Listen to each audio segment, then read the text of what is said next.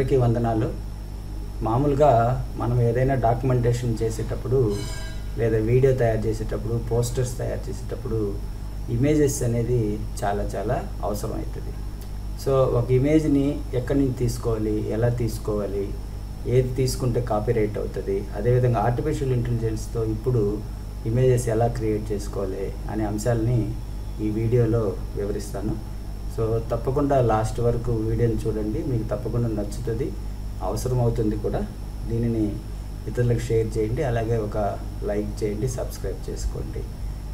మామూలుగా ఒక ఇమేజ్ అనేది కాపీరైట్ లేకుండా మనం తీసుకోవాలి అనుకున్నప్పుడు అందులో మనకు బాగా మనం ఇన్సర్ట్ చేయాలి అనుకున్నప్పుడు మనకు బాగా ఉపయోగపడేది ఏమంటే మన మొబైల్ కెమెరా వాడుకోవడం ద్వారా సో ఎలాంటి కాపీరైట్ ప్రాబ్లం అనేది రాకుండా ఉంటుంది. సో ఇవన్నీ మనం తీసినటువంటి ఇమేజెస్. సో ఇక్కడ వీటిని వాడుకోవడం వల్ల ఎలాంటి ప్రాబ్లము కాపీరైట్ కానీ ఏమీ కానీ ఉండదన్నమాట. సో ఇది మొదట మనము చేయాల్సినటువంటి పని. నెక్స్ట్ రెండవది, ఈ ఇమేజెస్ సరిపోలేదు మనకు అనుకున్నప్పుడు మనము ఇంటర్నెట్లో వాటి కోసం వెతుకుతాం. సో గూగుల్ సెర్చ్కి వెళ్ళి, సపోజ్ నేను ఫ్లవర్ అనే ఇమేజ్ తీసుకున్నాను, ఈ ఫ్లవర్ అనే ఇమేజ్ నేను వాడుకోవాలి. సో అలా వాడుకోవాలనుకున్నప్పుడు తప్పకుండా దీంట్లో కొన్ని లైసెన్స్డ్వి ఉంటాయి. సో ఆ లైసెన్స్డ్ ఉన్నటువంటి ఇమేజెస్ని నేను వాడుకుంటే తప్పకుండా నాకు నేను ఎక్కడైతే ఏ మీడియాలో అయితే వాడతానో దాంట్లో నుంచి నాకు కాపీరైట్ ఇష్యూస్ వస్తాయన్నమాట. సో అందుకోసం అని చెప్పి కాపీరైట్ లేనివి చూడడం కోసము నేను ఇక్కడ యూసేజ్ రైట్స్ అని ఉంది చూడండి, ఇక్కడ కింద యూసేజ్ రైట్స్ ఉంది. ఈ యూసేజ్ రైట్స్కి వెళ్ళి క్రియేటివ్ కామన్స్ లైసెన్స్ అనే దాన్ని టైప్ చేస్తాను. అలా టైప్ చేసినప్పుడు ఇవన్నీ ఓపెన్ అవుతాయి. ఇందులో కూడా చూడండి లైసెన్సిబుల్ ఉంది, అంటే ఆల్రెడీ దీనికి లైసెన్స్ తీసుకున్నారు. సో అందువల్ల నాకు అది యూస్ కాదు.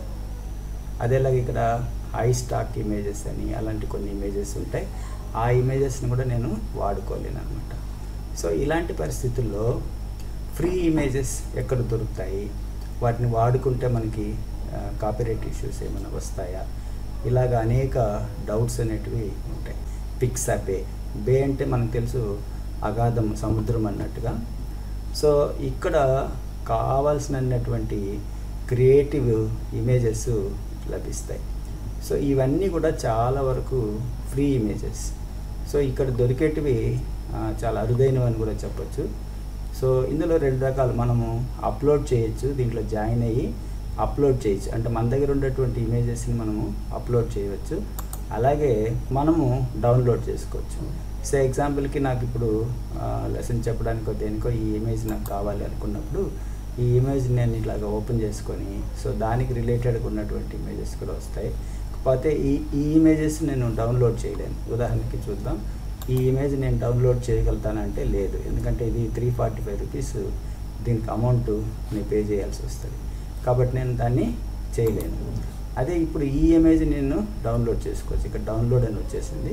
సో దీనికి వెళ్ళి నేను దీన్ని డౌన్లోడ్ చేసుకోవచ్చు, ఎంత పిక్సెల్స్ ఉన్నాయని చూసుకొని దాని ఆధారంగా చేసుకొని నేను డౌన్లోడ్ చేసుకొని వాడుకోవచ్చు.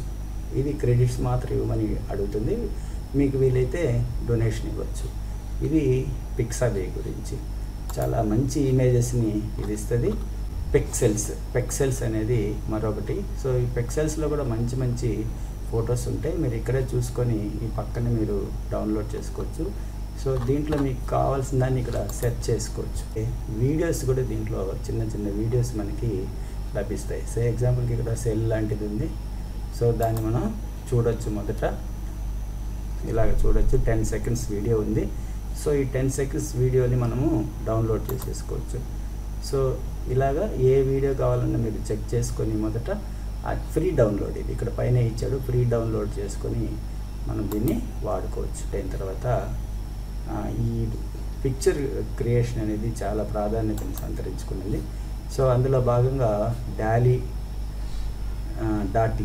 డాల్.e2 అంటారు. ఈ డాల్.e2 అనేది మన ఇమాజినేషన్స్కి అనుగుణంగా పిక్చర్స్ని తయారు చేయడం అనేది స్టార్ట్ చేసింది. ఇదిగోండి, ఇది చూడు, ఇక్కడ ఇక్కడ ఉన్నటువంటిది అవకాడో చైర్, అంటే అవకాడో ఫ్రూట్ ఏదైతే ఉందో ఆ ఫ్రూట్ లాగా. ఇది మనము ఉండకపోవచ్చు. ఈ ఎగ్జాంపుల్ తీసుకొని మనం ఇలాంటి డయాగ్రామ్స్ ఏమున్నాయని కూడా మనం చెక్ చేసుకోవచ్చు అనమాట. సో ఇలాంటివి 3D ఇమేజెస్ ఇట్లాగా. సో తర్వాత మనకి అనుగుణమైనటువంటి ఇమేజెస్ DALL.Eలో ఓపెన్ అవుతుంది, కాబట్టి ఇది కొద్దిగా పెయిడ్ వర్షన్. తర్వాత ఇది మిడ్జర్నీ, దీనికి మించిన AI టూల్ లేదు పిక్చర్స్కి అంటే ఫిగర్స్కి.